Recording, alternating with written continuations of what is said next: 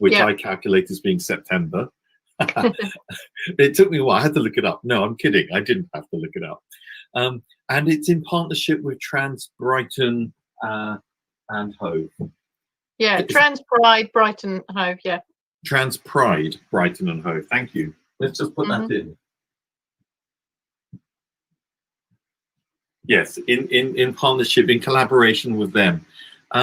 Now, when it comes to the call for help, there's three things that you've mentioned that I've heard. The first and foremost is those individual stories, a short video. You didn't actually say a time. I'm thinking could be anything from 20 seconds to 5 minutes. Is that sort of right? Yeah, yeah, that's perfect. Yes. Yeah. So, but it's a way of opening up the conversation and giving insight to everyone who comes in to see what it's like. And really, you're looking for kind of little videos with people sharing, showing, and telling those experiences from their trans experience. And are you particularly worried about whether it contains or refers to sport, or is it just general living and being? It's anything to do with the well-being. So if you're like, if you could tell your younger self, your younger trans self, what would you tell yourself, or your younger non-binary, that would help your well-being? You know, we're trying to pass on the practical wisdom that we can within the community. Which is such an excellent idea. And, you know, at the heart of Ambigo, we're about sharing expertise with everyone. So thank you for joining us on that. The second thing that you've asked for, of course, naturally, is to help spread the word. And we're talking about maybe little pockets that are marginalized that might not hear. So the word of mouth thing is very, very important. You know, who you know, that you trust, that you can share with and bring in to not just a wider community, but also get the recognition and acknowledgement and respect that any group should have. Not that I'm being judgmental or anything, Helen, but, you know, I think it should be. And the last thing is really because there's going to be a job of work here in editing, in putting in the transcriptions, the subtitles, whatever the right word is, I'm not quite sure, and so on. So more the merrier. And if anyone wants to get involved, then you know, Helen, as you know, highly energetic. You can see from all that you shared with us, lots of energy there. Sounds like a lovely person to work with, and looks like you'll be able to make quite a really useful and significant contribution, helping to build the summit, and then into the future, maybe the kind of health and well-being discussion that goes on. Is there anything I've missed from that, or for that matter, misunderstood? No, that's absolutely perfect. I guess the only slight tweak is that because I'm dyslexic, I'm not leading the subtitle group. That's something Sarah is from Trans Pride. Understood. Good old Sarah. Righto. Right, I'm going to swap cameras on you, which gives me the opportunity to say hi again. Hello, nice to see you. And then step back and grab the ambition calling card. Now, for the first time this evening, and I hope not the last, plant it on the wall of ambitions. Now, as you know, this wall normally travels around with us. We go to places like Kemp Town Carnival. We hang out at Freshers Fairs. We hang out at East Brighton Park. We would have hung out at Pride if we possibly could. It's like Black History Month, places like that, anywhere really, end of your street if we could, near the local co-op. And we put people's ambitions up that they spend time writing, and you get the chance to read it. Now, of course, because we're on the internet, you can't do that easily, but you have the added advantage of the nice long conversation with Adam and my slightly more truncated one as well, as an insight into what's on that sheet. Normally, Helen, people, as you know, because you've been on the show before, people just browse these gently in their own time. They read in an untroubled way, as fast or as slow. If there's any difficulty, we have a team of incredible volunteers who I miss a lot. They're lovely people who will either help read or will talk about what it is we're doing, provide loads of pens, loads of post-its, or basically just leave people be, which is, you know, if that's needed, that's what happens. And we often find that people are motivated to leave a few tips or comments. That's what these post-its are for. A few words of encouragement, they're always good. Maybe some advice. And this is not new territory for Helen. She's got experience, as you told us, with running large events, with organizing people, with the issue of well-being, what that means and how it relates to people. But of course, if there is something you know that maybe Helen doesn't, give us a word. She might know it, but if she doesn't, it's always helpful. You know, and that's the power, really. And of course, if you want to get involved, or you know somebody, a family member or a good friend is non-binary and identifies as trans, then you know, get them to know. Let them know is what I'm trying to say, and get in touch, and they can get involved. You can get involved and be part of the building of this, as well as discovering what's in the summit as it comes through. And of course, knowing how prolific and energetic Helen clearly is, forgive me for saying so, you know, there may well be lots of opportunities to do more positive work with loads of others as time goes on. As I've been speaking, Helen, has anything else occurred to you? Is anything else you'd like to ask from our viewers?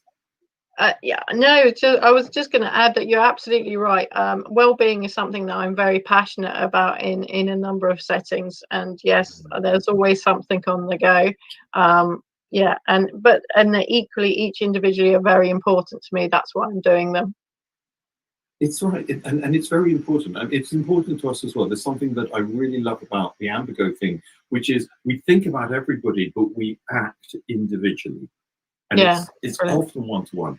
This is why it's lovely to have our volunteers and lovely to do what you're doing, which is, you know, recognizing an individual first and being able to make that connection. I'm in danger of mansplaining to feminists. It's a really dodgy ground that I'm on. I'm going to shut up and I'm going to call my friend and colleague Adam back on in order to go through, hi Adam, in order to go through how people can actually get in touch and save me from sticking my feet in my mouth. Okay, 3 ways to get in touch. 1, you can leave a message on Facebook or on YouTube, wherever you're watching this. Make sure that if you're on Facebook, you're leaving the comment underneath the video that's on Ambergo's page. If not, then we won't see it. So that's for those of you who are watching this in a group. Otherwise, you can click on the link that accompanies this video. So on Facebook and YouTube and Twitter and Periscope and everywhere else we're broadcasting this, you'll see a little link. If you click on that, you'll appear at the bottom of our screen. We'll be able to bring you into this broadcast and you can share with us the support or comments that you might have yourself. And then the other way to get in touch is by sending a message on WhatsApp, and there's the number at the bottom of your screen scrolling on by. Okay, thank you so much, Helen. We've really enjoyed listening to everything you're doing. It's wondrous and really exciting as well. So as you know, we'll send on any support that comes through, and we'll be making a social media post out of this as well. So we'll be trying to spread the word even further. That's fabulous. Thanks so much. All right, lovely. Thanks, Helen. Ta-ta. Right, okay, no time to lose. Let's go to our second participant of the evening, who has been sitting waiting there very patiently. Thank you for doing so, Matt. Good evening. Hi, Adam. How are you? Yes, I'm really hot. Not in that sense, but you know, actually, you know, overheating. Did you get down on the beach earlier? No, I've stayed away from the beach actually. Have you managed to get out in the sun? Yeah, it was so nice, and it come over cloudy. My friend's birthday, so we went down to the beach earlier, so it was good. Yeah, but I loved your exchange of hope. Like that, just as a phrase earlier, I think it was your colleague said it. That's amazing. It sounded. I just love the phrase. Well, we started these because normally, for those who don't know, we do in-person events, and we've done several dozen over the past few years. And so we bring people together to exchange support for their goals, ideas, and ambitions. And then when lockdown started, we went, "Oh, what do we do now?" And we realised that everybody was really frightened. There was so much fear around. Yeah. A lot of people wondering what was going to come next, and we realized that people just needed a bit of hope, and we're all about mutual support, peer-to-peer support, and so we wanted to create something that was an exchange of hope. So here we are. Yeah, I know, it's an amazing concept, babe. It's great. Lovely. Thanks for saying so, Matt. Tell us about what your goal, idea, or ambition is. Cool. Yeah. So I'm by trade, I'm a recruitment consultant, but unfortunately with COVID-19, as with many I guess hundreds of thousands of people really that I unfortunately got made redundant and lost my job. So what it did do though is it opened up a new window for me, or a new door, however you want to say it, into the world of volunteering. So I met a lovely lady called Claire Kennedy. I know that you know Claire, she sends her love, and thank you so much for your donation to us as well. But yeah, she's just a really lovely, kind, warm lady, great personality, and she set up a brand new charity, Kennedy Street CIO. So for anyone who doesn't know, Claire's married to Kevin Kennedy, that some of you will know as Curly Watch from Coronation Street. And basically, the idea behind the charity is that it's all about kind of taking recovery out to the community. So what we do is we kind of offer, it's all kind of volunteers who have gone through addiction themselves, and we then can kind of take the message out to the community and offer things like a peer-led helpline. We're currently going through training, basically. I mean, we got charity status, I think, about 6 or 7 weeks ago. So it's brand new. It's exciting, basically, what we're going to do. But we're currently training up kind of recovery coaches. So the idea is that if anyone is struggling with addiction, then they can contact us. They can call us. We can chat to them. Really, you know, we've been through similar sort of things before ourselves, so we understand the issues that can come up.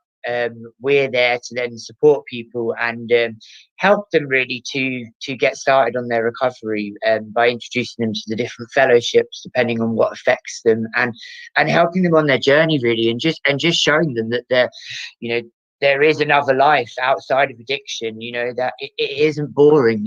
We're really not a glum lot. There's a lot of fun that can be had. And Claire also puts on these amazing kind of talk workshops where it's her and Kevin and different people. They have guest speakers every week really that will talk about different subjects that people could be struggling with. So the idea is that hopefully somebody watching that may hear something that they relate to, that it can give a message of hope and send them our way really, that we can help. But yeah, basically where we're brand new, we're setting up our first fundraising event currently underway in August, and it's called Road to Recovery.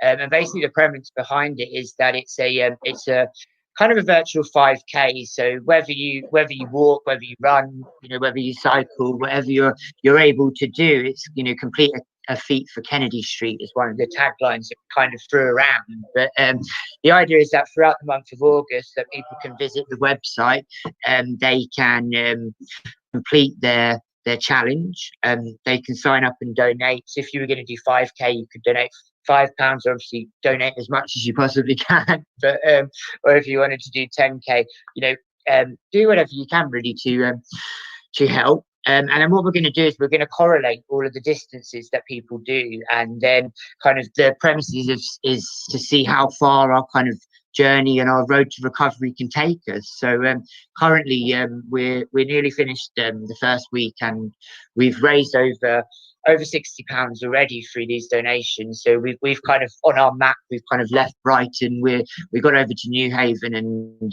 we're on a little virtual ferry at the moment on our way over to Dieppe to start the French leg. And so we want to just see how far we can go, but we've been so lucky. We've got some great corporate sponsors that have really helped us as well. We've partnered with the Sussex Community Foundation, the National Lottery Community Fund, Say Design UK, Citrus Orange, and the UK Addiction Treatment Centres, and they've all been really generous and offered us loads of support as well, which has really helped. And it's running until the end of August, and we're going to kind of culminate the event with a coffee and cake and a 5K walk, which we're tickets are going to be £10, and they'll be available on our website. But they're going to be over at the Big Beach Cafe. So for anyone who knows, that's over by Hove Lagoon on the 30th of August at 8 a.m. start.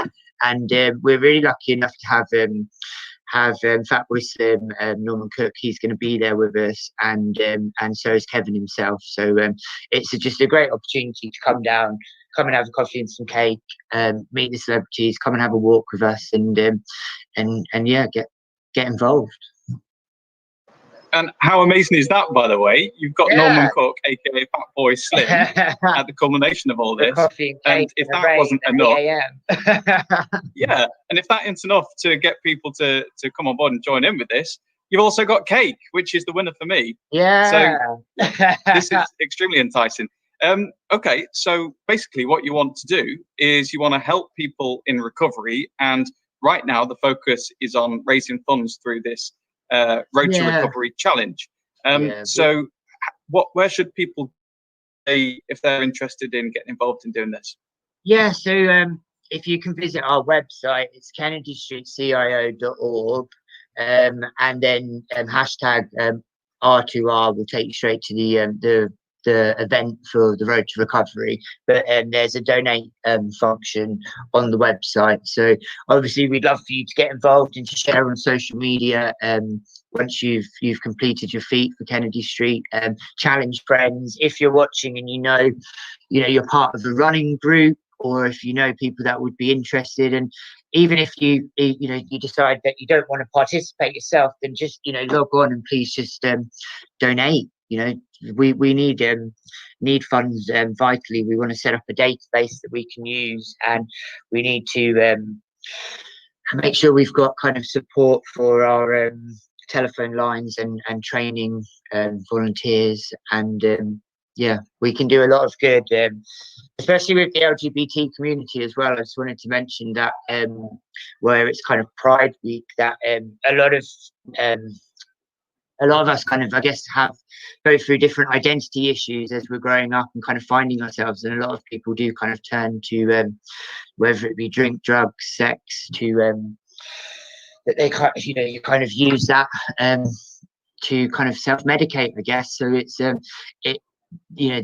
I've lived in Brighton for 15 years, and there's a lot of people kind of struggling out there, and that we can really do a lot of good in helping them in the future.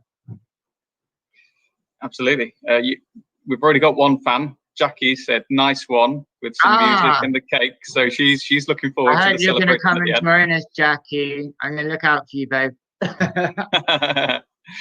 And you mentioned as well the recovery helpline a little earlier. So Claire, who is the incredible person behind Kennedy Street, one of them, she's just wanting to let us know that the recovery helpline number is, as you can see on the screen. So if you are affected by the issues that Matt has been outlining there, then that's a phone number you can get support from. So I'll just leave that on screen for a moment more. Is there anything else that you'd like to say to the people watching, Matt, in terms of how they might be able to support this and get involved, or anything else that you want to include? Visit the website, find us on Facebook as well, Kennedy Street CIO, pop that on Facebook, give us a like on there. There'll be the option to purchase tickets for the event on the 30th of August. That's going to be up on our website. The Road to Recovery event is already there, so do come and get involved with us straight away on that. As I said, there's always the option to donate, and we obviously, if anyone else is at a loose end at COVID or just has some spare time as well, we're a fab charity. Claire is wonderful. She's really welcoming. It's sociable, it's supportive. There's people from all different walks of life all coming together. It's very collaborative. So if we're always looking for new volunteers as well. So if anyone would love to get involved, then get in touch with Claire. Sorry, I put my mic on mute and I was talking away to you. I can't hear you. Yeah, you've done an incredible job at summing all that up, and we can hear your passion coming through as well. And summarising that has been Andy over at the Wall of Ambitions. Hello, Matt. Hello, Matt. Hi, Andy. Hey, how are you? I'm good, thank you. You, sir, are a tour de force. What can I say? It's a pleasure to have you on the show, and as clearly a fantastic spokesperson for Kennedy Street Kennedy Street Foundation. Lovely to have you on. Thank you. Okay, my role, as you know, is to attempt to do what you would normally do yourself if you were walking past the wall, which is to scribe in the best way that I can what you shared with us, your ambition, and maybe the kind of help that you're looking for. What I need to do now, with your permission, is just check in with you, make sure what I've written down is relevant, is actually right, and that I've not missed or misunderstood anything. Are you okay for me to do so? Yeah. Great. Okay. Well, now I wasn't sure in hindsight whether this is relevant or not, but you mentioned it, so it went on the sheet, which is having been made redundant, you've turned to volunteering. It sounds like you probably would have been very happy to help out with Claire and Kennedy Street Foundation. Oh yeah, regardless. that was just how I kind of found my way to Claire initially. But I'm a recruitment consultant as well, but yeah, there's not a lot going on at the moment. So if anyone's hiring recruitment consultants, obviously come, get in touch. I suspect. I suspect, Matt, I'll plug myself as well. I suspect, Matt, that skill is going to be very, very useful in the not too distant future. Yeah. Given our economy is going to take quite a change, and there's going to be a lot of talent out there. There's going to be need placing and replacing and so on.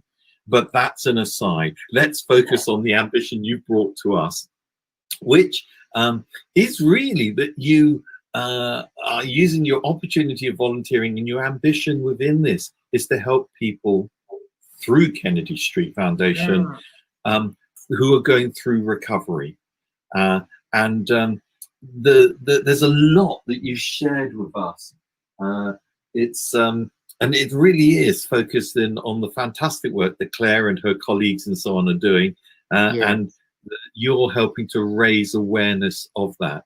In particular, the Road to Recovery campaign lasting the whole of this month.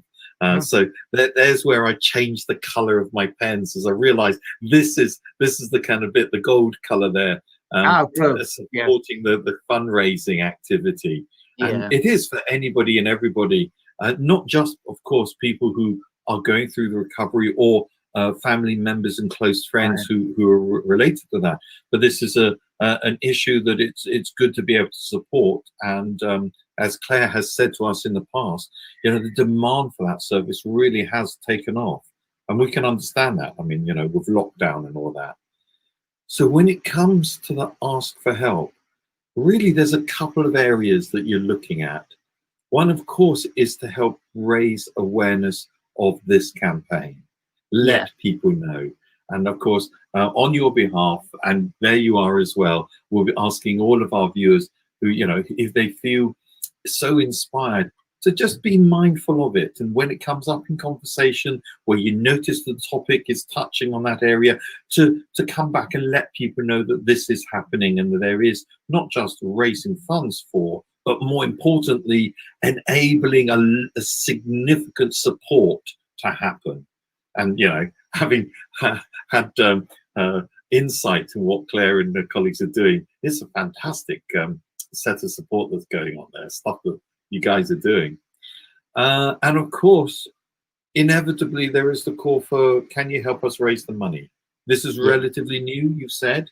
You've got this new status.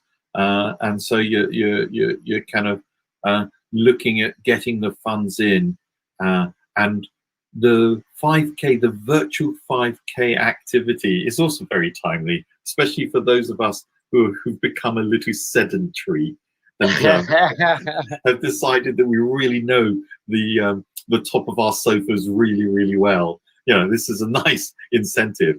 And as you said, you can always get Adam to come out for cake.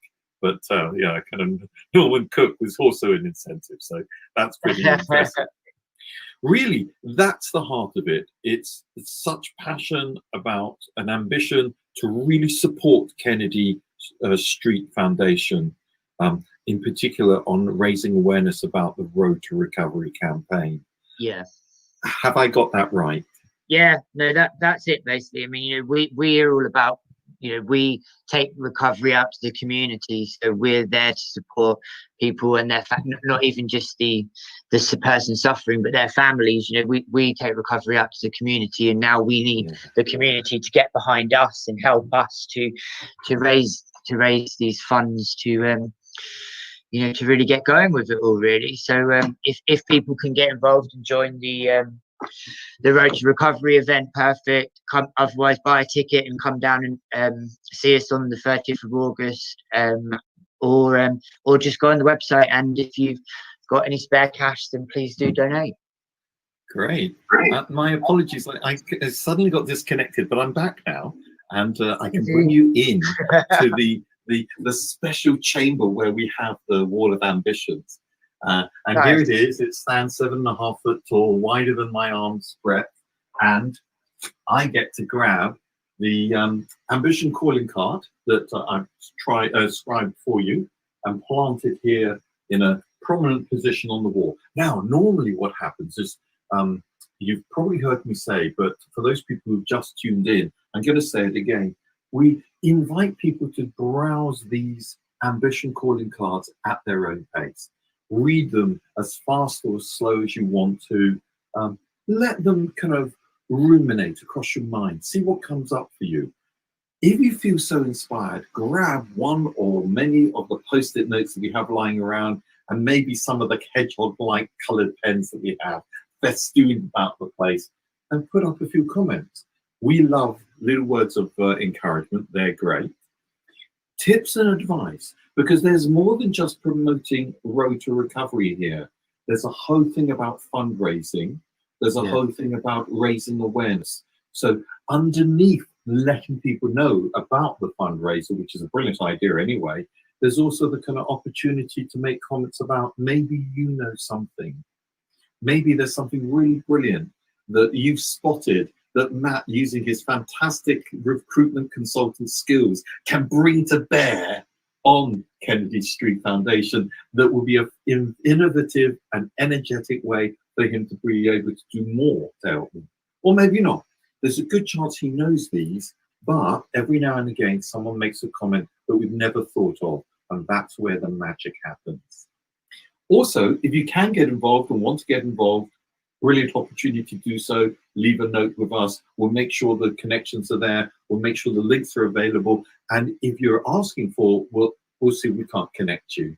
And of course, Kennedy Street, they make good use of their volunteers. Look at Matt. Here he is. Lots tour de force in his own right. But, kind of clearly getting a lot out of being and doing stuff supporting Kennedy Street Foundation. So if you feel that that could be a part of your life and help you to reach out and do more in the community, and actually in doing so do more for yourself, then make a comment as well. Those are the sorts of things that might come in, Matt. And we'll look forward to either passing them to you live this very evening or later on as people kind of watch this show on the various repeats. As I've been talking, is there anything else that you wanted to add to this at all? Or? I don't think so. That's amazing. You're very good at summarising. Oh, you're a hidden talent. You're a kind chap, sir. What can I say?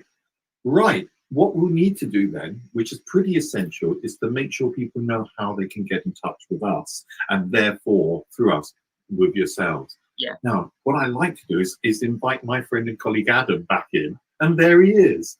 And ask the question, hey, Adam, how can people get in touch with us? The easiest way to do so, because you're probably watching this on Facebook or YouTube, if so, you just comment underneath the video, and then the comment will appear. So we've already had a message, for example, come in from Masood, who's just said, very nice. So he likes the sound of this. And I'll bring you a couple of other comments in just a moment, but it's easier just writing a comment on Facebook like you normally would under any post.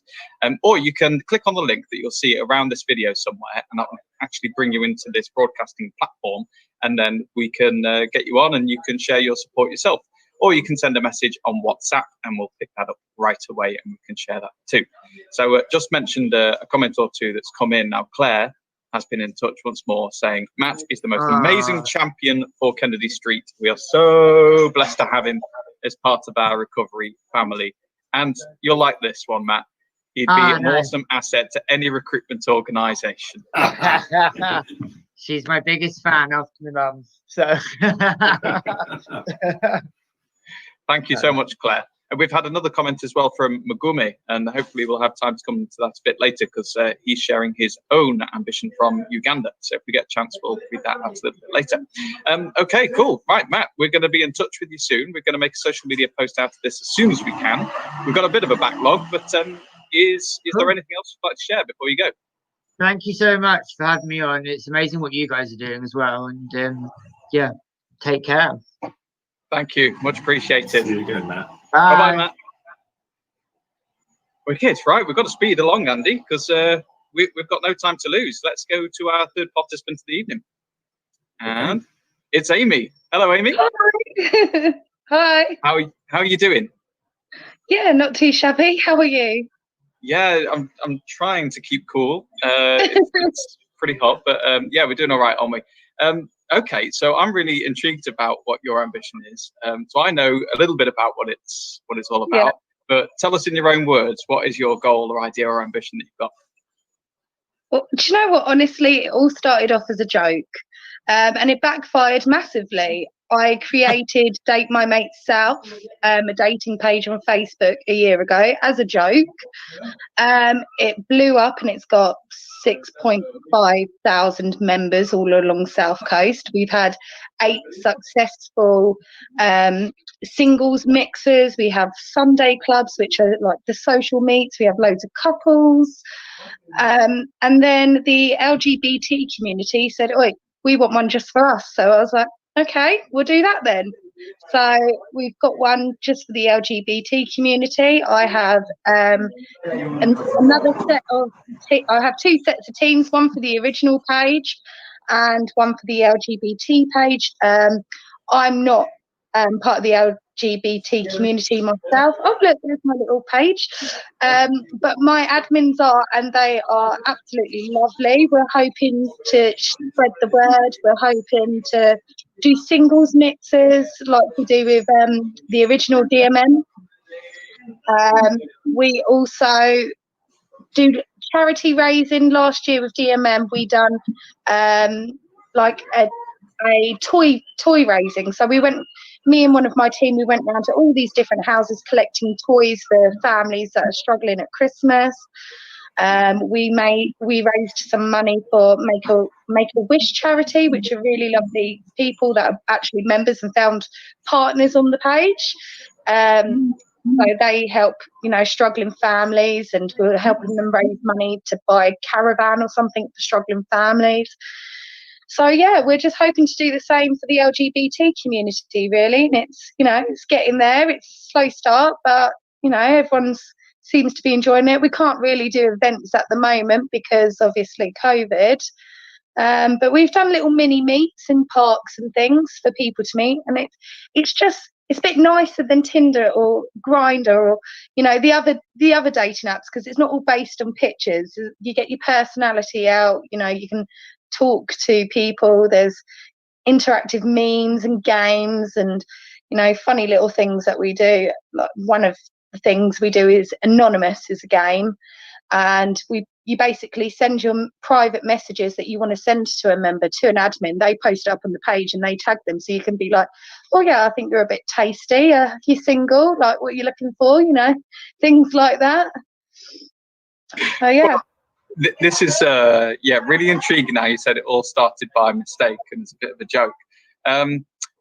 Maybe we'll come to that in a sec. But what is it that what is it you'd like to say to the people watching this evening and the people who are going to watch this at a later point? What is it that they could do to help or support or get involved or whatever it might be? Join the page. Add all your friends. Everybody. Add them. Add your mum. Add your mum's cat. Everyone. Okay, I don't know. I will. Even if you just want to make friends, it's great. It's such a good social network as well, and it becomes almost like a little family. Not like a weird incestuous one though, don't worry. So if you find someone you want to date, it's cool, But no, it's really good. Lots of people have made friends. Lots of people, I have special members of my team. Some deal specialize with disabilities, and we have, you know, lots of different areas. There's a buddy a sort of buddy system we have. So if you have anxieties and things, we help you out. If you want to attend some of the meets, you know, Kaylee, she's from the original page. She works as an advocate for adults with special needs, and she's so good, and she helps and supports people, and it's just a load of fun, and it's a nice way to meet people, and it's not all this, oh yeah, I like your face, oh no, you've got a funny nose, I'm swiping the other way and you don't like you, you know. So yeah, join it, share it, tell everybody. And also we get quite a few mentions on South Coast Radio, so you'll probably hear about us. Well, it's so nice how authentic it all is, and it's not about, you know, putting on your best photo, you know, that's possibly photoshopped anyway, and all of that kind of superficial stuff. It's actually about having fun and just making friends with people. We had a post the other day, post your ugliest face, and people posting faces like that. Wow. You know, it's all fun, it's all game. We have group chats as well, and it's somewhere safe, and you know, there's no judgment, there's no, you know, it's just safe, it's just fun, it's just a really nice, both teams on both pages are absolutely lovely, and they all gel really nicely. They're like my second family. They're all so good, and they're all so sweet, and yeah, it's just good laugh as well. Bit crazy. So, tell me more about how it actually started. I feel like there's still a bit of a story there that we don't quite know about in full. So I was part of a page on Facebook called Prick Advisor, which basically is very judgmental and horrible about men, and you'd get all these women and they'd be like, this man is this and that and everything, and I found it very negative about men, because, you know, yes, men can be horrible, but so can us women. You know, so I posted up to my friend Michael, who I've known since I was a child, like, well, he's not a prick, but ladies, here's a good egg, you know, approval by a woman. And the post blew up. So I thought, I'm going to make a Date My Mate page as a joke. So I made Date My Mate South. And within an hour, I think I had like 1,000 members, and it's just got ridiculous. And as I said, you know, we've had successful singles mixers, and we play silly games. We had real life Tinder. I've got a real life Tinder board downstairs, which is stand up with your Tinder board, and you have one person one side, and say the men or the women come do their little catwalk and say their little cheesy line and silly things like. And we've done like Take Me Out. We've done a version of that, Lighty for a Nighty. So all the women standing there with their lights, and they can either turn them on or turn them off. And so yeah, we just do silly little games and sucking off cucumbers and licking out cream eggs and stuffing. All right, calm down. with cakes and things, and just loads of silliness, but it's good fun.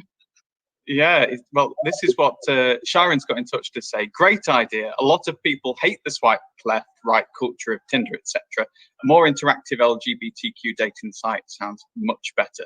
And on top of that, it's presumably not got a fee attached to it. A what, sorry? A fee. You don't have to pay, right? It's completely free. No, it's completely free. So yeah, it's just a Facebook page, and all you have to do is simply post up a few pictures of yourself. Say, hello, I'm Barbara from Southwick. I'm this age. I'm this sexuality. I'm looking for this, that, and the other. And I like to collect Pikachu teddies, for example, you know? And you can just put whatever information. Obviously, the more you put, the more you're out there. Yeah. You know, interact as much as you can on the page. If you see someone that tickles your pickle, give them a message. And it's just a fun way of getting to know people as well. And as I said, there's group chats. There's a group chat for people if you prefer men, or people if you prefer women, or if you fancy a bit of both, go in both, you know.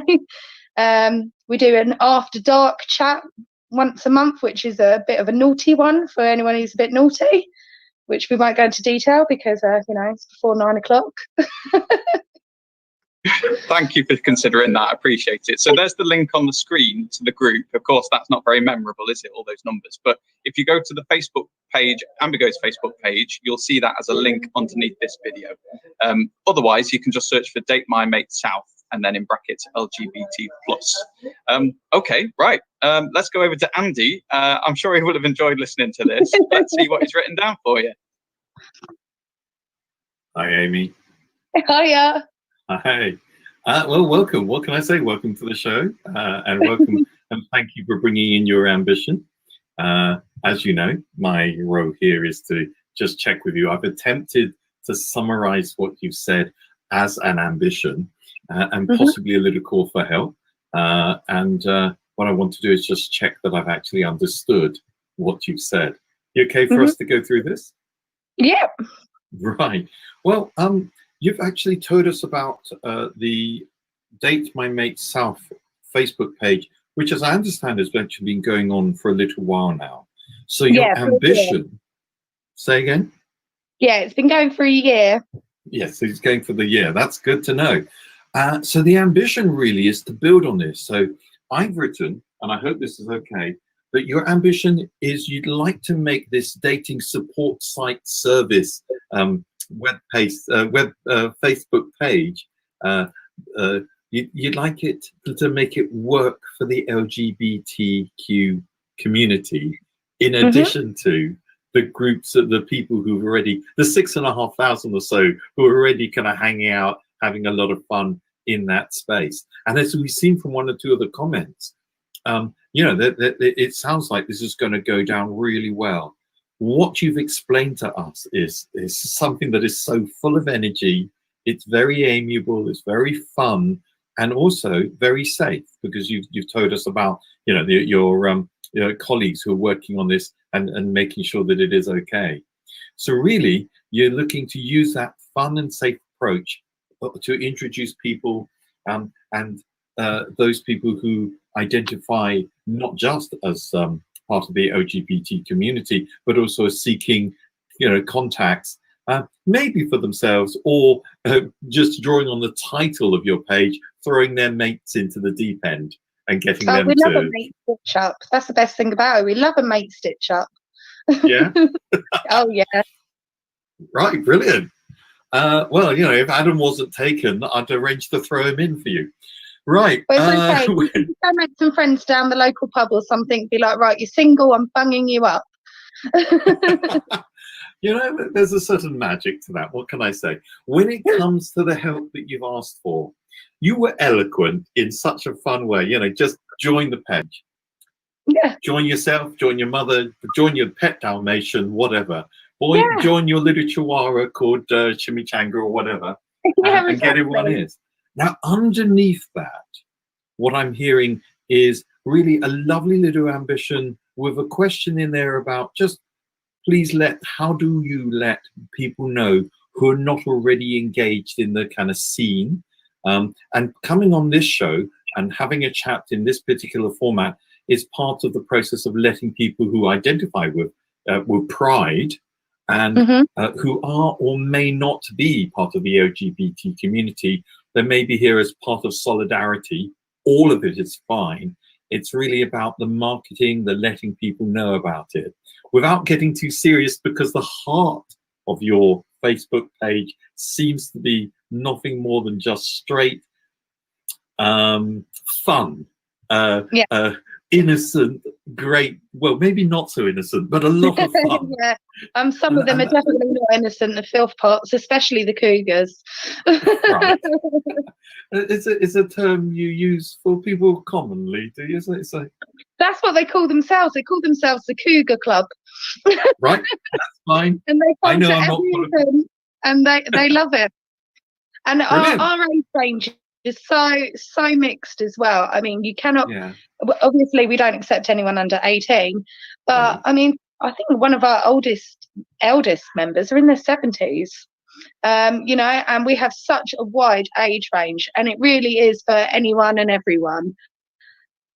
Brilliant, and I love the energy. If you like. I love the energy and the joy that you're bringing to this. Okay, what I'm going to do is I'm going to swap the cameras out. Okay. Here we go. There we go. Hello, this is me. Hello. Yes, just modestly showing you the wall of ambitions. Oh, yeah. Yeah, it's like 7.5 foot tall, wider than the sort of wingspan. And I get to grab the ambition calling card that I've just transcribed for you. And well, let's plant it there. Nice dead center. And the idea, it's surprising actually how something like this will really take off on the wall. Occasionally we'll get something, well, the variety of ambitions we have is really wild and wide, sometimes really personal and intimate, which is brilliant, and sometimes so gregarious, there's a lovely word, so friendly, so open, so inviting. So what we often get with something like this is people just noting it and then launching off and joining and having a look at the Facebook page. But the wall is more than that. The wall is an opportunity for a slow, friendly conversation. And it's a place where people can grab a post-it note and can grab a colored pen and maybe leave a few words of encouragement, like saying something to the effect of, Amy, this is fabulous. I wish I had this when I was younger, or something like that. Or saying, this is top, I'm going to throw my auntie's something, whatever it is. Or I know somebody who will so benefit. Or maybe people who will say, because there is a promotion thing here, let me put you in touch with, I don't know, maybe they're involved with a different radio channel, or maybe a local TV, or maybe a magazine, or a television, magazine or newspaper or something like that, and think, yes, I'd like to follow this up as a story. And of course, that's the magic of the Ambigo Wall of Ambitions, the things that we don't expect that come in that bring benefits. So, well, I didn't expect to be sitting on the phone to you. So there goes. It's so nice that you are, though. What can I say? It's been good fun. Yeah, exactly. Right. So that's the word. That's the call that's going out. We'll see what comes in. It may be some really lovely stuff. Often is. I'm going to ask my friend and colleague Adam to come. Oh, actually, before I do, did you want to add anything to that? Oh, tell the Kennedy people, if they want to give me a message, next event, they can do some fundraising stuff at our events. Brilliant. We will. We'll be happy to do so. Pass on my name and stuff. Because we have like little charity boxes, and we've even like sold the admin off, and we auctioned them off to make them their slaves at events and things, and they have to go get their drinks and things. So we can do things like that, and we can raise them some money. So we can work together, team spirit. Ooh. Oh, that's brilliant! And there you go. That's thoroughly unexpected, which is the kind of magic that we love so much about Ambigo. Let me bring my friend and colleague Adam back in and get him to tell everybody how they can get in touch with us and therefore you. Yeah, so one of the 3 ways to do it is by simply leaving a message on Facebook or on YouTube or wherever you're watching this, and it will appear on our screen. We can show it on the screen, just like this message you're looking at now. Also, you can click on the link that accompanies this video, and you will actually appear here, and we can broadcast this your support out to people. And also, you can send a message on WhatsApp to the number that's scrolling across the bottom of your screen now. Okay, we'll definitely link you in, Amy, with Kennedy Street. I think they'll be delighted to hear about what you're offering for them. So thanks so much for that. No problem. All right. Well, also my mum's watching this. Yeah, my mum's watching this as well. So just be warned, Mum, you're going to be added to a new Facebook group. It's all right. Do we need to find her a new man, because we can sort it? You can do it. I don't know what I was going to say about that, but you can try. My friend put her dad up yesterday, so that's brilliant. We've got a match, that could potentially be there. We can find her love. It's not a problem. She could join Cougar Club. I'm happy to say she's still very much in love with my dad, so I best put a stop to that one there. Oh, okay. but she appreciates the offer, I'm sure. Hey, Mum. Sorry, Dad. Okay, so moving on. We're going to have to get to our next participant now. Thanks so much, Amy. We'll be in touch with any kind of support or any other thoughts that people have that come through as well. All right. Thank you very much. Thanks, Amy. It's been a lot of fun. Bye-bye. Bye. Thank you. See you, Amy. Okay, quick. Let's go on to the next participant, who is Richard. Hello, Richard. Hi there, Adam. How are you? Yes, I'm doing terrifically well. Thank you for being there.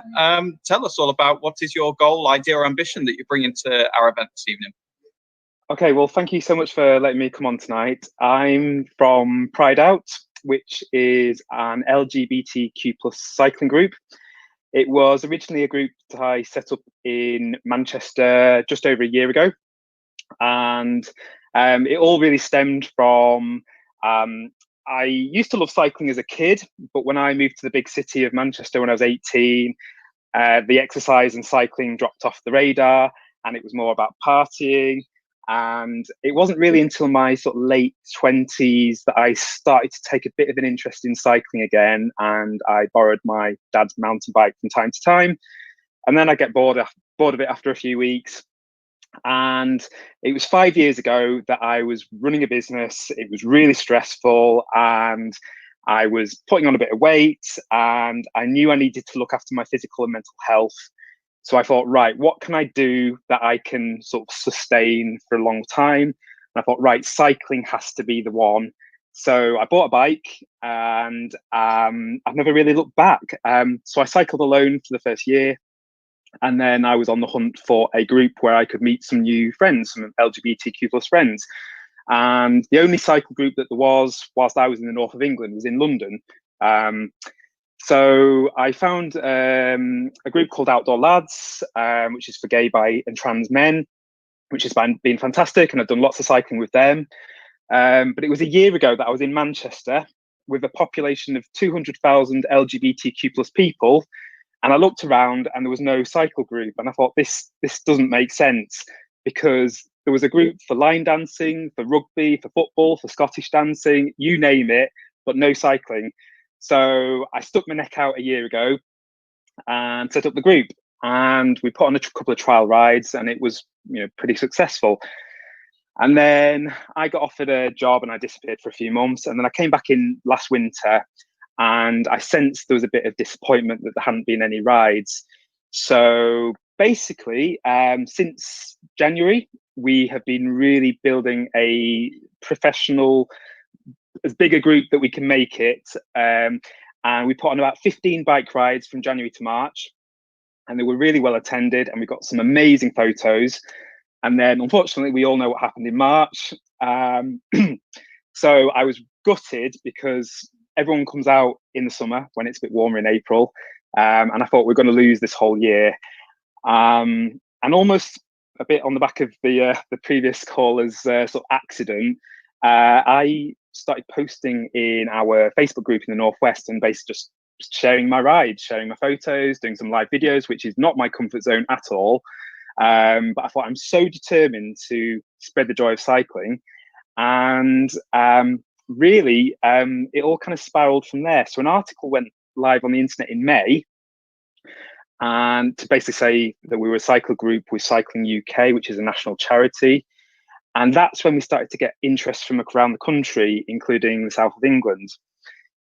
We basically had people saying to us, are you doing cycling in Brighton or London or Newcastle or Scotland? And we were turning away people and saying, not yet, maybe in the future. And then that got our minds thinking, why are we turning people away? Because there isn't an LGBTQ. It is really genuinely diverse. And that's really what Pride Out is all about. It's about, for everyone, regardless of your age, your sexual identity, your gender identity, your ethnicity, even the bike type you've got. We won't turn you away, with an asterisk. Maybe a penny farthing could be tricky, but we'll try and accommodate everyone. And yes, so basically since May, we set up 9 additional Facebook groups. So we've got about 2,500 people in those groups. There's about 500 people in the Southeast.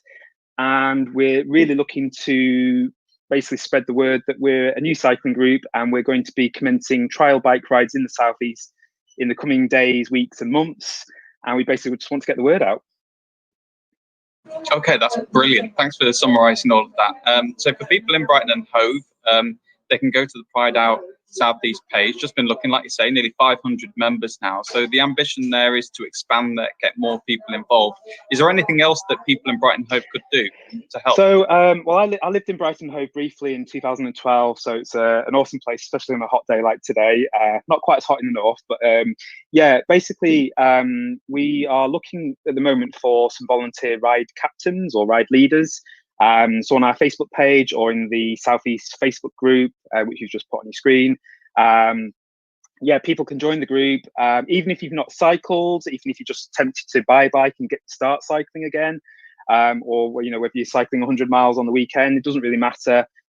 Just get involved, join the group, and we will be putting on trial rides once we've got a few leaders in the Southeast, and we really just want people to spread the word.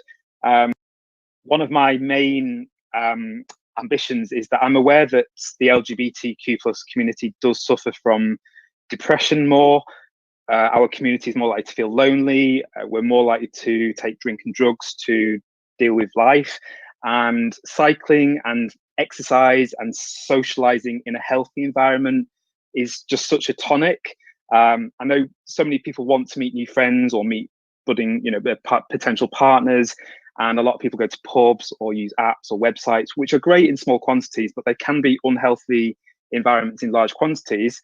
Whereas if you turn up to a bike ride, you're getting some fresh air, you've got something to talk about on the ride, the weather, the scenery, the animals, whatever. And then afterwards, you tend to have made friends by not having just been on a bike ride. You don't even have had to you don't even have to have spoken a great deal. And it's just that joy that I really want to spread to as many people as I can. And there's about 3.6 million LGBTQ+ people in the country. And I just think there's so many people in that community that haven't embraced exercise or cycling as much as they perhaps could have. So that's my mission for the next few years. This is really clear, really perfect. And there are so many beautiful places to go in Brighton and Hove and East Sussex as well. So why not? Why not get out there if you've got a bike? And if you haven't got one, go and get one. Right, I'm going to hand over to Andy because you've been answering all the questions I was going to ask as you've been going along. So let's see how Andy got on over at the Wall of Ambition. Hello, Richard. Hello. Hey, thanks for joining us. It's so good to have you with us. It's an interesting ambition. It took me a while to understand exactly what it is, but hopefully I've got it. So what I'd like to do is just check with you because, as you know, my job here is to act as your kind of your pen master, as it were, try and do the writing on your behalf. So I'll go through what I've written on the ambition calling card and check with you to make sure that I haven't missed anything or misunderstood anything. You okay for us to do that? Let's do it. Right, here we go. And now, you set up Pride Out, an LGBTQ cycling group, and this is really originally you set this up in Manchester. That's right.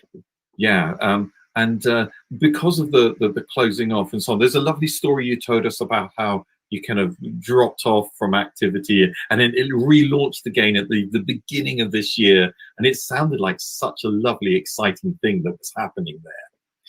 And then and then there's this horrible hiatus and lockdown and so on.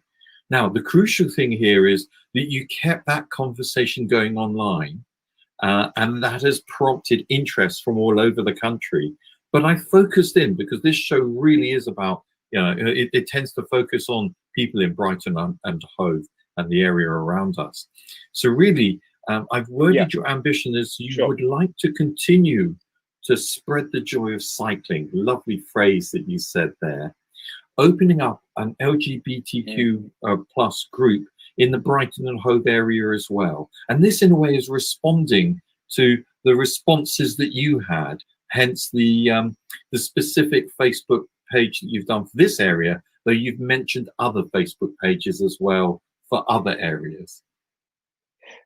Well, that's it. We set up the Facebook group in the Southeast, and I'm really aware that joining a social group can be really intimidating. I know it was for me. So we almost want to create a holding pen, if that doesn't sound too awful, where people can basically see what's going on, observe people's photos, stories, And then when the time's right for them, especially when we've got rides going, they can say, right, do you know what, I am going to go on that ride today.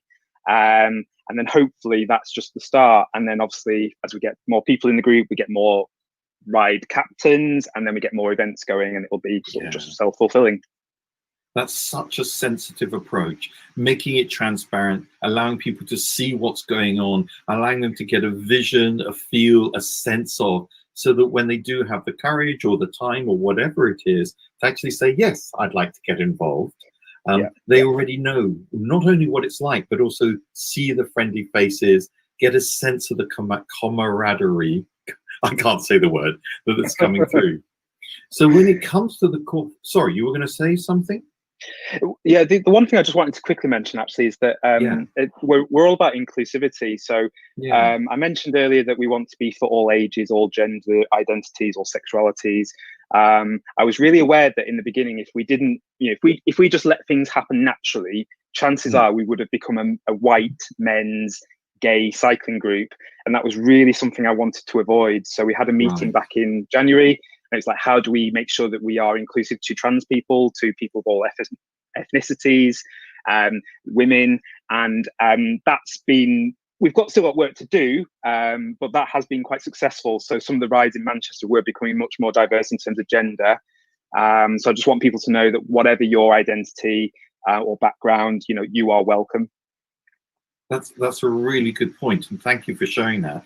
And of course, from what you're saying, I understand that you're backing that up with the very first non-white male kind of person who starts to put that image into your discussion groups, opens it up so people can see, hopefully, themselves, someone like themselves, someone they identify with, and you cycling the talk of actually genuinely kind of connecting. I might steal that off you. No, feel free. So when it comes to the call for help, there is something else. I've written two things down. One is volunteer ride captains, leaders who could take a lead on a group, and the group that you'd help them put together, and you do some test rides and see and get some nice feedback, see how that goes. Exactly. And of course, the other part of it, which is letting other LGBTQ plus community members who like cycling or toying with cycling know, so that you can, kind of integrate them in the right level for them, because you want it to be so welcoming. Now, the third thing that I don't have room to add, but you've just told us, is this ambition about spreading it wider and further beyond your own, the identity that you present as, in your own right, and making it open and welcome for people who identify differently and may even look different, or have some sort of difference that would otherwise make them feel a little excluded. Completely. And cycling UK is a charity, and we're affiliated with them as a group, and they came up with a brilliant strapline recently that cycling is and should be for everyone, regardless of the bike you own or the kit that you want to wear. It doesn't matter. If it gives you pleasure, get involved. That sounds brilliant. I'm going to swap cameras out, if that's okay, and bring you into, I'm going to use the word studio, but it's not really a studio. It's a sort of a location for the great wall of wall of ambitions. Here we go. This is our wall of ambitions. It travels around with us whenever we can. It's too big to put on the back of a bike, but a trolley maybe. Anyway, I shall grab the ambition calling card, and actually we wouldn't mind doing that. I mean, a lot of what we do is fairly local, and we did try to get a trolley so that we could wheel it around. Certainly reduce our use of vehicles, motor vehicles, what I say. Anyway, Richard, I waffle on. We got your ambition calling card up here, and looks like my friend and colleague Adam has managed to put one of the website links up. Well done. Thanks for doing that, Adam.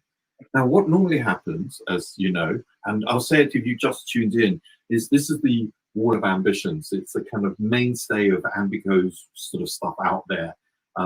Just supporting exchanges between people. And it's the opportunity for a slow conversation.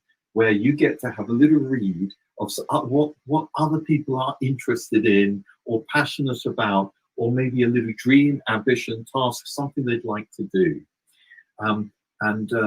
What you could do is be inspired by that and grab a calling card yourself and add it to the wall, or grab one of the post-it notes, or many, some of the pens that we have lying around, and where you're inspired to leave a few comments. We do like comments because this is part of the slowness of the conversation. We always make the pledge whenever we're out there in Camptown Carnival or East Brighton Park or wherever, is if the person who's left the calling card has given us their contact details, we will ensure that any comments that they get make it through to them. And Richard, we make the same pledge to you, my friend. Anything and everything that comes through, we will get through to you. That's amazing. And it's all part of the way of helping this exchange across the community.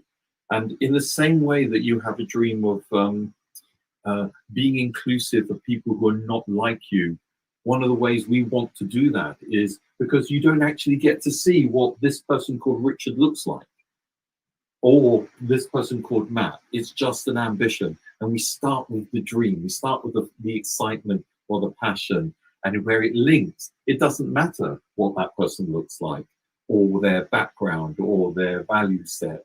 It matters that it's something that you might be interested in. And maybe we'll want to make a few encouraging words, comments, or possibly even some tips and advice. For example, there may be some cycling groups in Brighton and Hove that will want to partner with you, who may be able to provide captains and so on, and who knows what else. There may be other LGBTQ groups locally who recognize this as a fantastic add-on to their variety of stuff. I couldn't have said it better myself. And we all need allies in life, and partnerships and allies are that's what makes life happen. So anyone who's from other groups or from outside the LGBTQ community, you're welcome to get involved as well. Exactly. Thank you. That's brilliant. And of course, if you want to get involved and so on, we'll make sure that we make that connection. As I've been talking, Richard, has anything else occurred to you? Anything else you want to say about this ambition? No, I think that's it really. Anyone who's watching, who's got an interest in cycling, feel free to join the group. We've also got all the usual feeds on Facebook, Twitter, and Instagram, and our handle is Pride Out UK. One of the magical things about the Ambigo thing is we directly say to people, if you know somebody who might benefit, or you know somebody who might know somebody, because that's the way the whole kind of information passes on. And of course, there is nothing better than word of mouth. There is nothing better than seeing someone you know telling you about this. And of course, in order for them to know about it, here we are exchanging the hope across the city. There we go.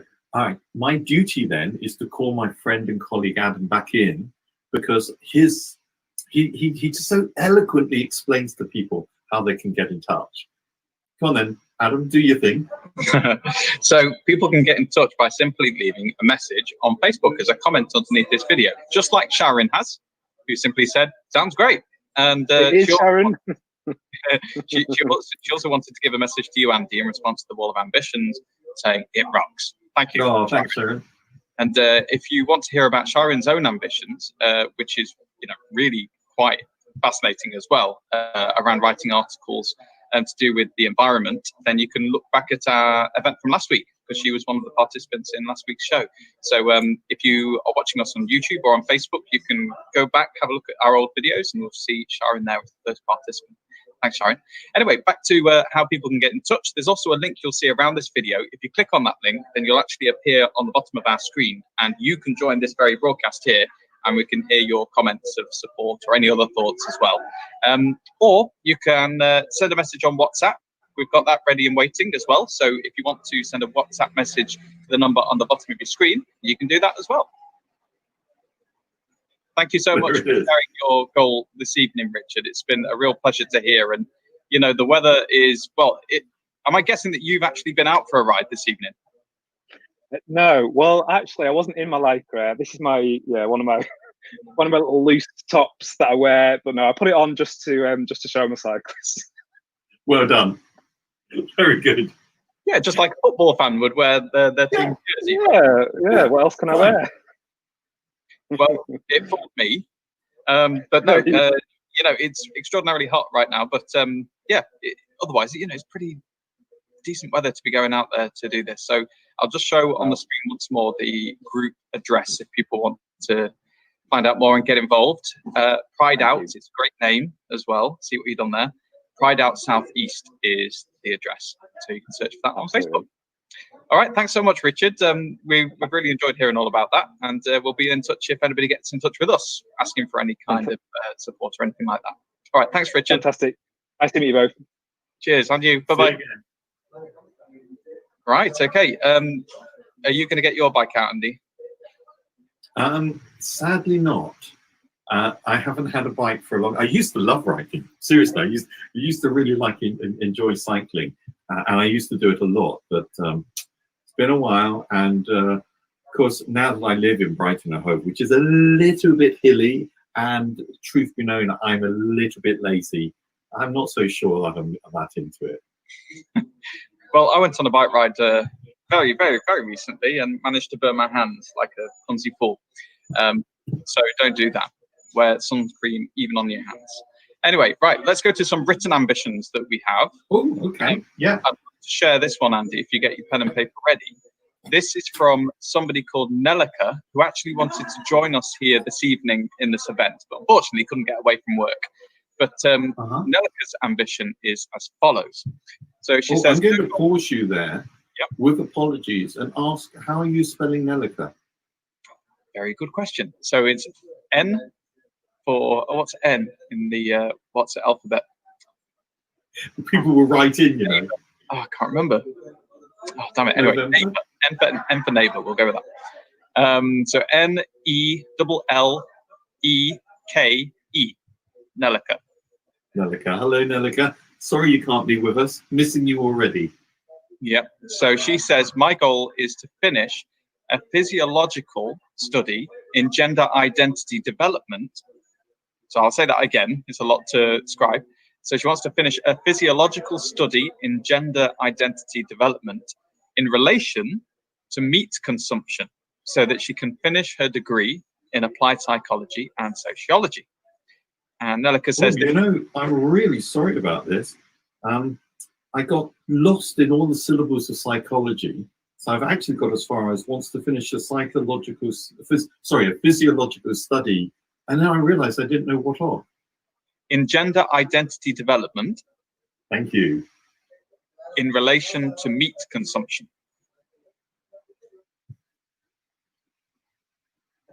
Okay. What an interesting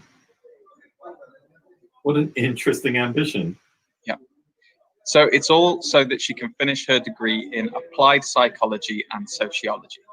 So Nelika says, this is important to me as I've been working on it for a long time, and I'd like to contribute towards recording the experience of transgender individuals in a positive way, something that is lacking in psychological research. So what would help Nelika is, well, Nelika's looking for participants who identify as a different gender to the one they were assigned at birth for semi-structured interviews. So they have to have some experience with having eaten meat as well in the present or in the past. So if you're a lifelong vegetarian or vegan, then you're not the person for Nelika right now. But if you have eaten meat in the past or continue to do so, then if you don't identify as the gender you were assigned at birth, then Nelika wants to talk to you. And so what I'm going to do, as Andy continues to write it down, is I'm just going to jot down the email address that she's asked us to share with you if you would like to speak to Nelika, help her out with her study.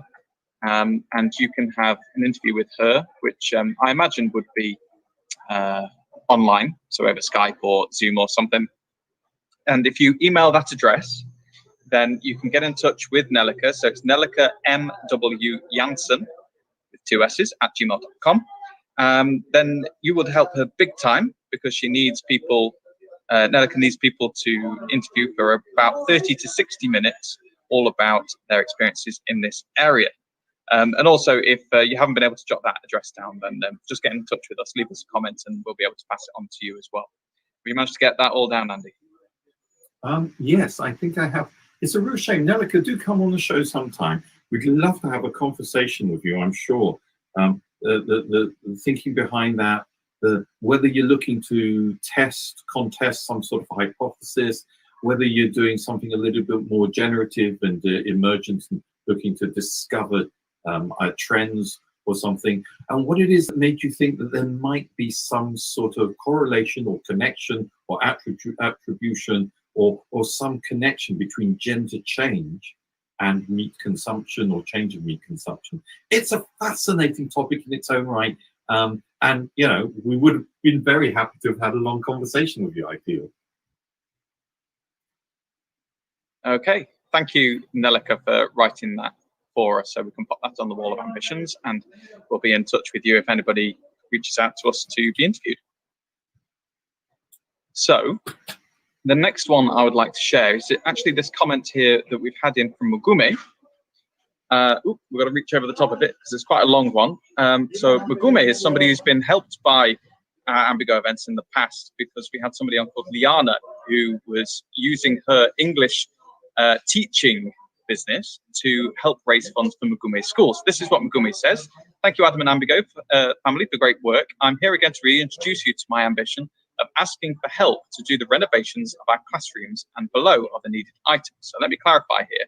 When he's talking about classrooms, he runs a primary school in Uganda. And so he started watching our event. He would like your support as well. If there's any way you could perhaps link up with him. So what he needs is iron sheets, cement, nails, paint and desks for the children at the school there. And your support is very important, he says. So you've got the address there.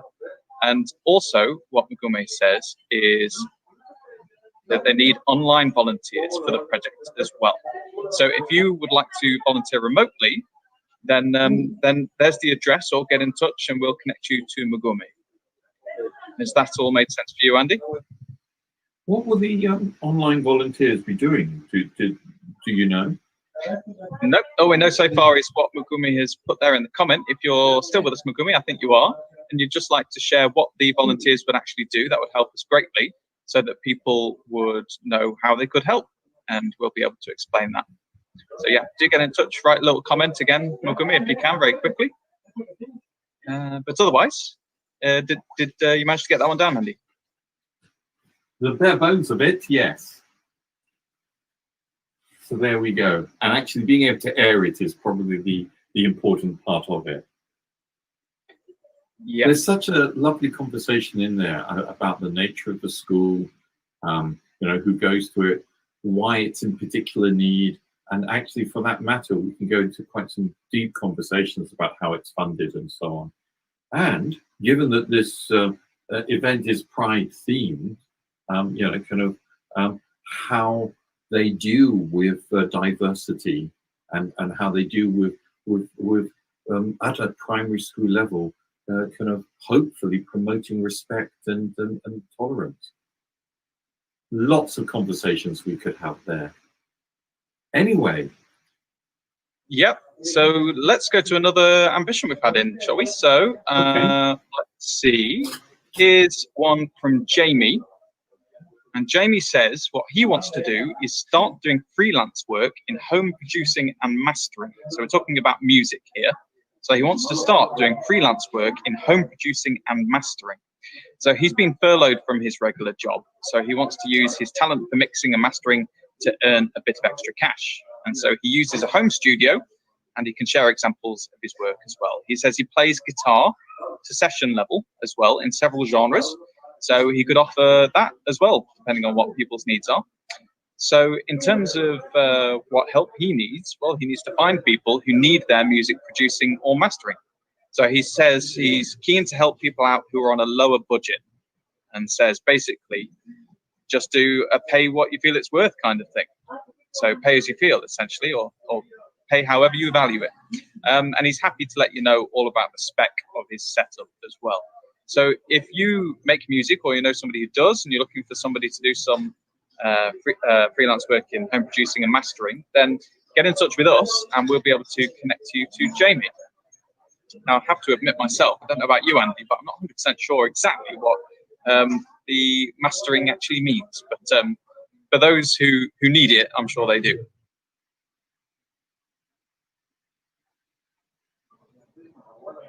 And he scribes away.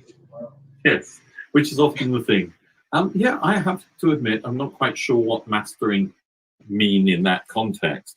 The first thing that comes to my mind is cutting of master documents, the final prints of things. So there may be, and I am guessing now, sort of cleaning up, refining the edges, doing that little bit of production that emphasizes certain notes or certain phases in the music and other creative stuff. But who knows?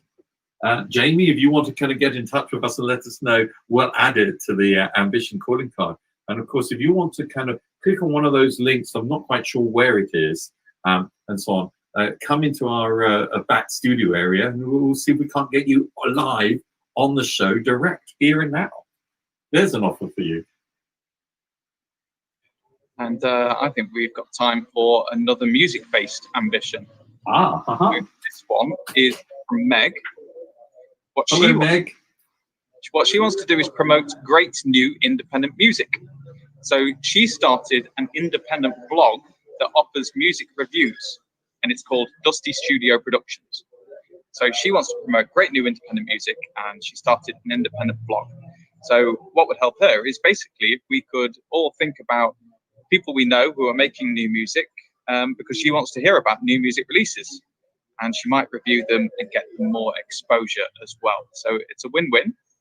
She gets to have more content on her blog, and if you're an artist, a musical artist, then you get to have your music reviewed as well and publicized. So it sounds like a great offer. And actually our next participant is somebody who makes music, and I wonder if that might be of interest to Emily, who we'll be speaking to momentarily. But it's nice to have some music ambitions. Maybe we'll do an event in future times that's themed around music, because it's something that is a big industry locally. Yes, I was thinking that. There's quite a lot of local talent. There's a great deal of innovation. Kind of what Meg is asking for here, we might get flat. If you know somebody who's quietly producing, in a kind of modern version of a Daniel Bedingfield kind of a way, lots of music in their own bedroom or whatever, and think that this might be a nice opportunity for them to get known, or at least maybe have some feedback. Meg, by the sounds of it, is happy to blog about you, to review your stuff and promote. Of course, the phrase she uses is great new. New we can talk about. Who judges great? Well, I guess that's down to Meg. So if you fancy taking that test, get in touch with us. We'll put you in touch with Meg and roll the dice. Let's see what happens. Then we get that card on the wall. Yep. There we go. It's been quite a... Sorry, I did not catch what you said then. Don't worry, it was unimportant. Carry on. I was just going to say it's been quite a range of ambitions this evening. Touching on things like promoting, promoting our friends over at the Kennedy Street Foundation, getting into that discussion, the kind of deeper discussion about how or what we are in terms of our identity, and maybe the connection through our consumption.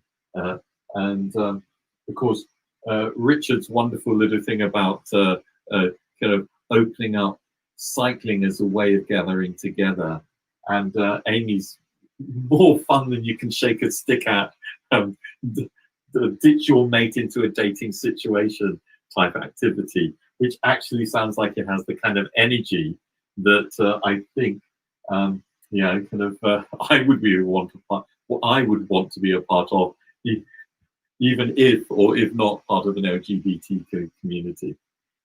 There's a few highlights for you. Yeah, it's been really varied, and we've got one final participant now to come, who's coming with another different kind of ambition this evening. and that person is Emily. Now, Emily, can you hear you first of all? Can you hear me?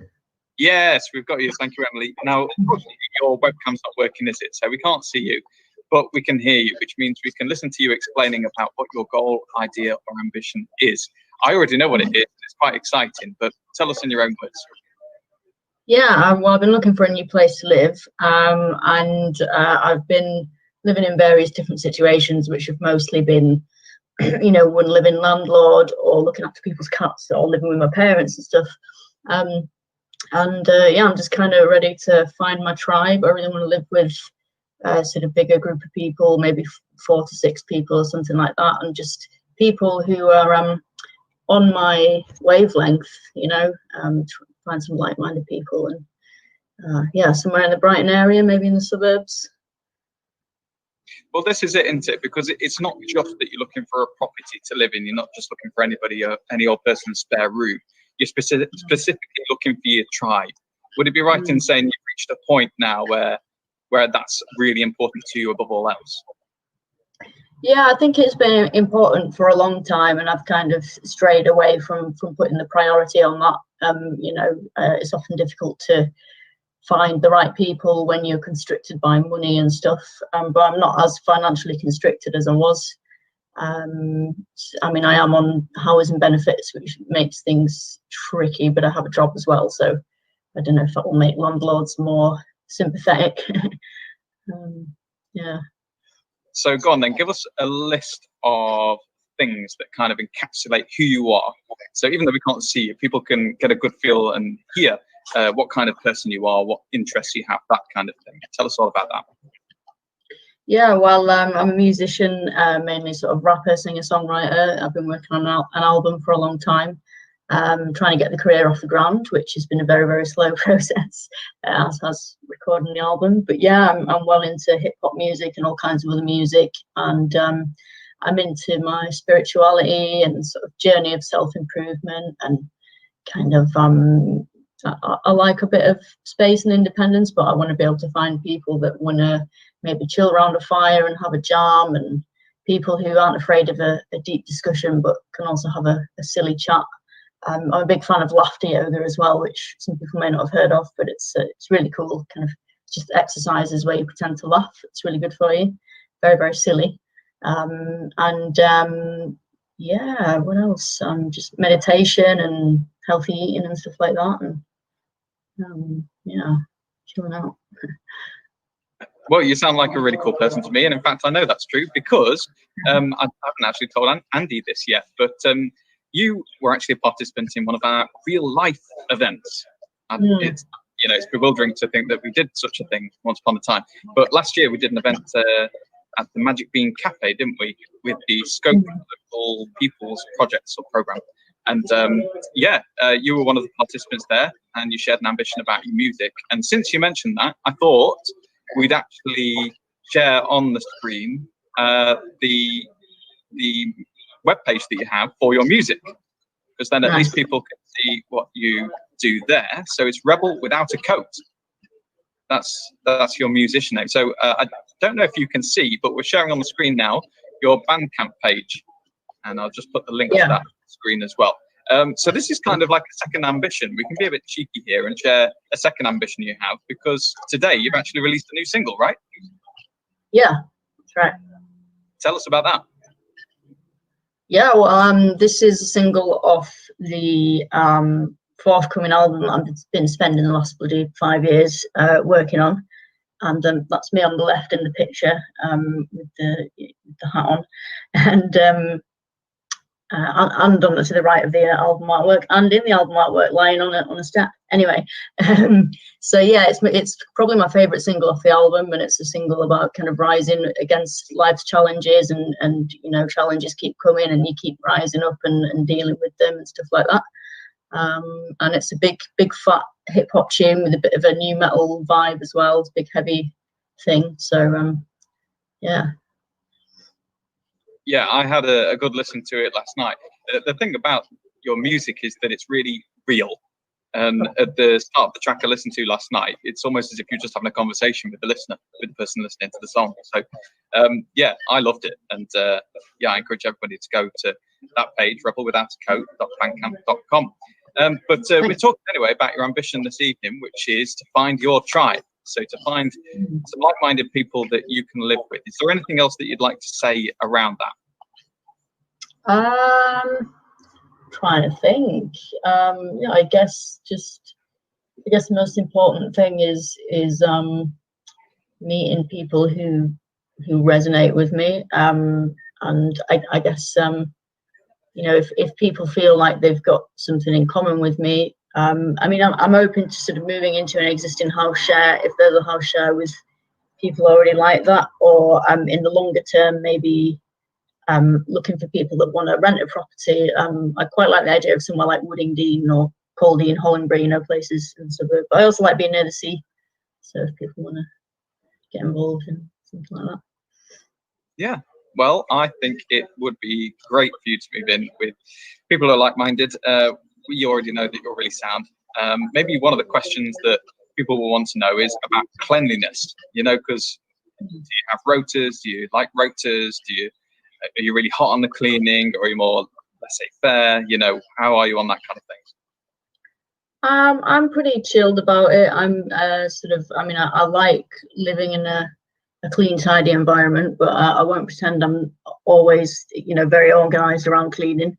But I do my best. You know, I don't want to be the person that's not doing the cleaning. So it just depends, you know, what people's preferences are around that. If you want to do a rota, fine. That helps me kind of gives me a kick up the arse to make sure that I do it. Or if you want everyone to just do their bit, I can do that too. You know, I just want to find easygoing people really that don't, you know, not up for making drama or anything like that. Great. And if people want to get a feel for kind of what you would be like socially, what would be a typical Friday night for you? I don't really have a typical Friday night. I mean, outside of lockdown, I'd be at work on a Friday night, working in a community centre. Otherwise, I mean, I want to say working on my music. That's something I've been having difficulty with my time management and actually getting on with that. So it could be anything really. Watching Netflix, maybe building a fire in the garden. I should do that more often, really. Yeah, I want to think of more cool things, but those are the main things that come to mind at the moment. Cool. Okay, well, let's get the word out there. Right, I'm going to hand over to Andy now, who's been writing all of this down for us. Go ahead, Andy. Hello, Emily. Hi. Hey, thanks for joining us, and thanks for coming back to Ambigo. I'm afraid I did not know that you've been with us before. You're always welcome back. What can I say? Thanks. Emily, your ambition, I want to thank you personally for your ambition. You're touching on something quite fundamental here, which I suspect may resonate with a lot of people.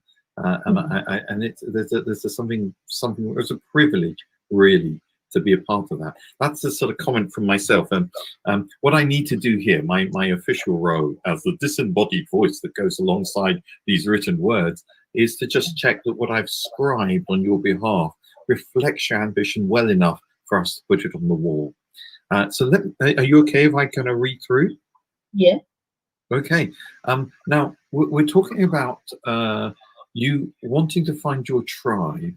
And that's a lovely term which conjures up so many important meanings in there, like being able to get on together, relying on one another in those areas that you agree on, having the right kind of separation and the right kind of togetherness, the right kind of getting on, the right kind of attitudes, and there's a sort of family without family part of that. So really, and in this context, you're looking to share a home. It's no longer somewhere to live. You're looking at, you said you've got to a point where you want to make a home and actually settle in to a group living together. Is that right? Yeah, that sounds about right. So when it comes to the help you need, and this is where I think it resonates. I think it will resonate with a lot of people. Excuse me.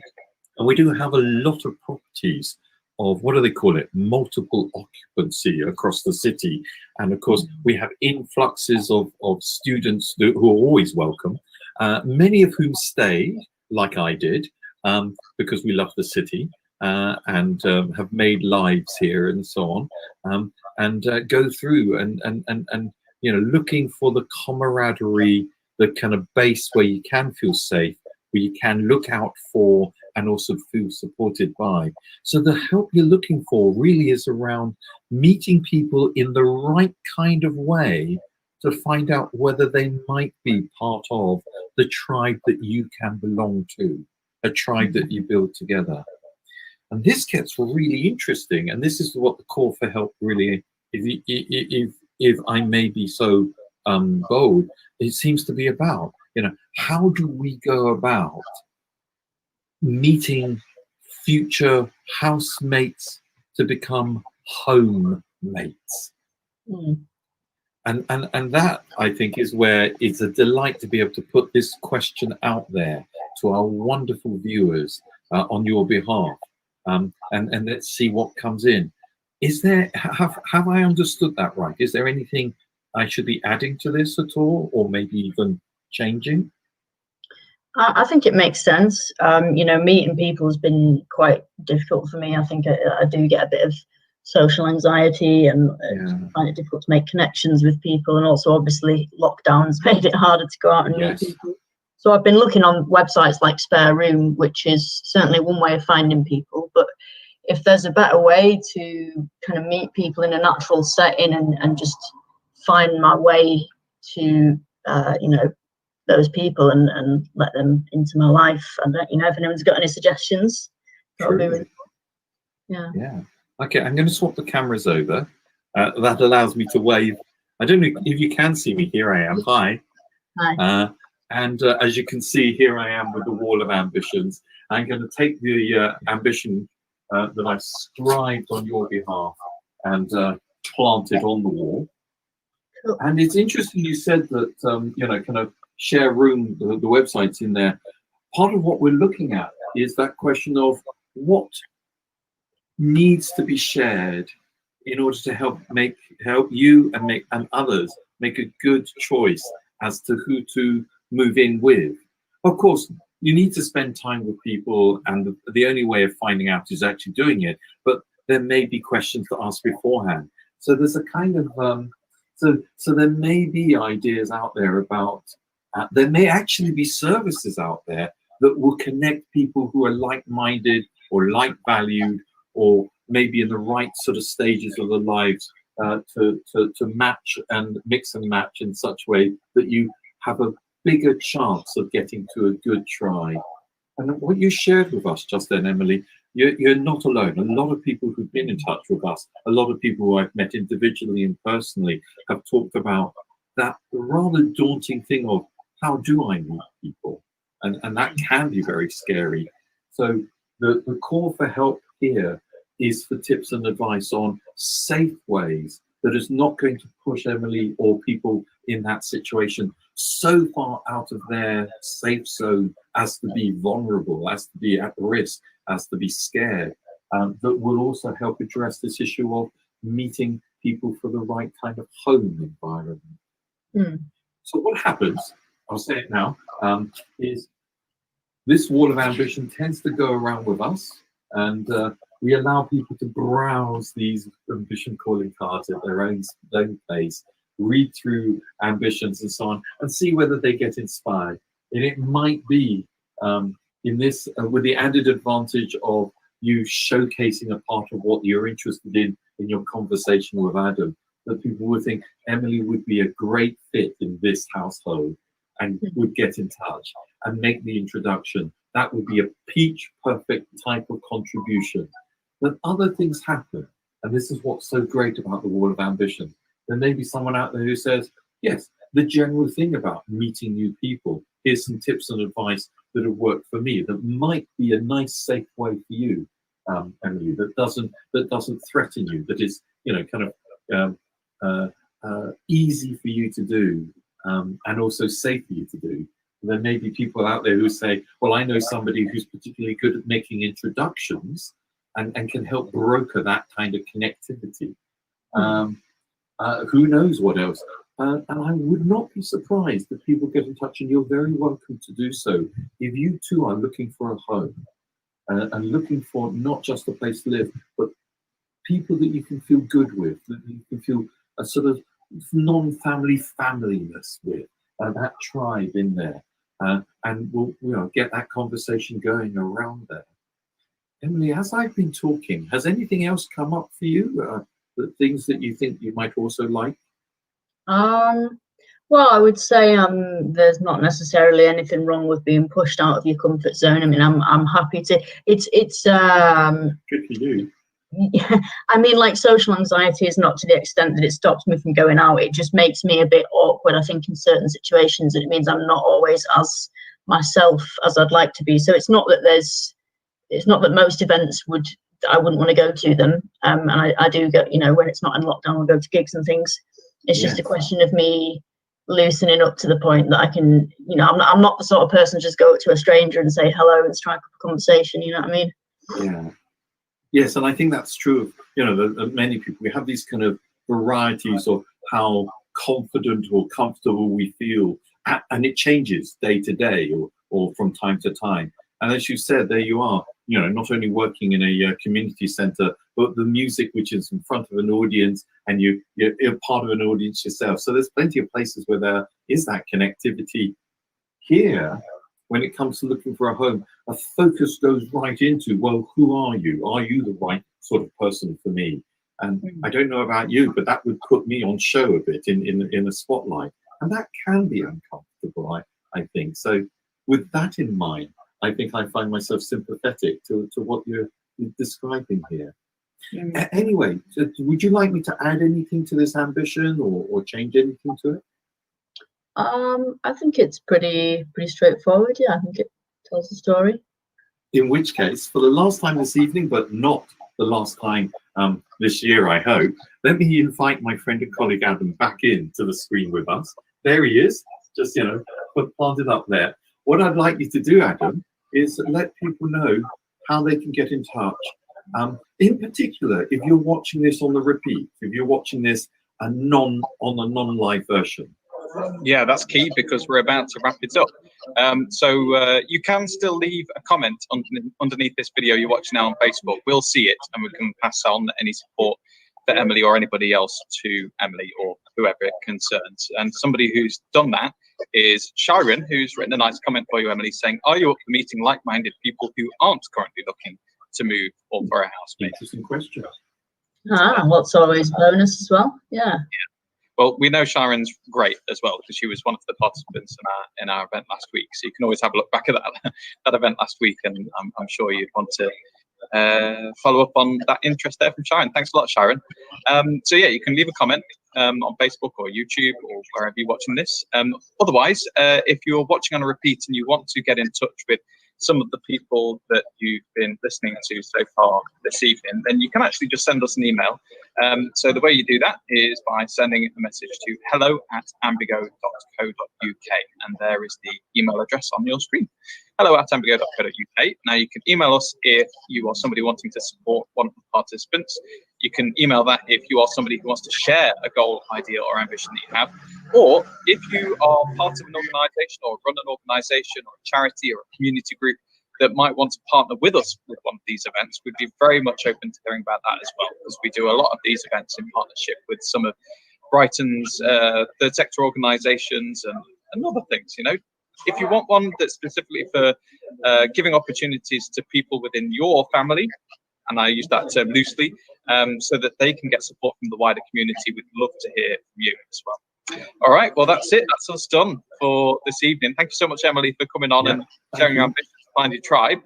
Likewise, we'll make sure that we pass on any kind of interest that comes in our way. And if you like as well, Emily, we can make a social media post about your call out as well. That'd be great. Thank you. Lovely. Thanks, Emily, and all the best with the album and with the new single as well. And just to remind people very quickly where they can go to find that, it's rebelwithoutacoat.bandcamp.com. There we are. Yeah. All right. Thanks, Emily. Cheers. Bye bye. Okay, Andy. Yes. Yeah. That's us done for our Pride edition. Thanks so much for watching, everybody, and we'll be back not next Friday. So get it in your calendars that it's not next Friday, it's next Thursday this time. So as a one-off, we're doing it on a Thursday evening, and the event is going to be themed around loneliness, which is something that a lot of people understandably are experiencing at the moment. So we want to hear from you if you are somebody experiencing loneliness, or you're somebody who has a goal, an idea, an ambition, maybe a new project or something of that ilk that deals with loneliness, wants to support people who are suffering with loneliness. So if that chimes with you, again, get in touch with us, either by email or on Facebook, YouTube, wherever you find us, and it will be a joy to talk about how you might be involved. Anything I've missed, Andy? Not a thing. What can I say? Pitch perfect. Thanks. Well, thank you to you over at the Wall of Ambitions, and yeah, we'll see you next Thursday, everybody. Bye-bye. See you.